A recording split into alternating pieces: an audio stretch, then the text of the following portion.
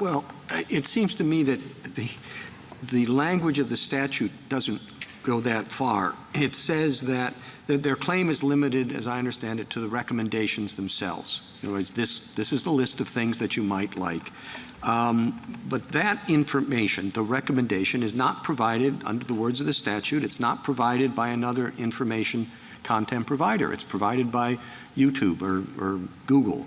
And so, although whatever the liability issue may be, there's some issue tomorrow, we'll talk, there are a lot of others, the presence of an immunity under 230C, it seems to me, is just not directly applicable.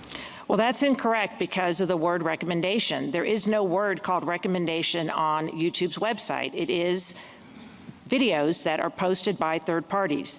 That is solely information provided by another. You could say any posting is a recommendation. Anytime anyone publishes something, you could be said it's a recommendation.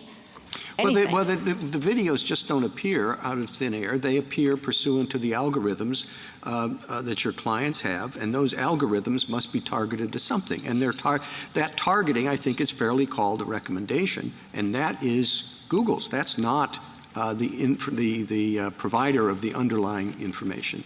So nothing in the statute or in the common law of defamation turns on the degree of tailoring or how you organized it. There's no distinct actionable message. If you say, I think my readers would all be interested in this, or I think the readers in zip code 2005 would be interested in it, or if you walk up to someone and say, I'm going to defame someone because I thought you might be interested in it, it's still publishing. And the other side gives you no line and no way to say in some way that would be workable or give websites or users any clarity of how you would organize the world's information. Just think about search. There are 3.5 billion searches per day.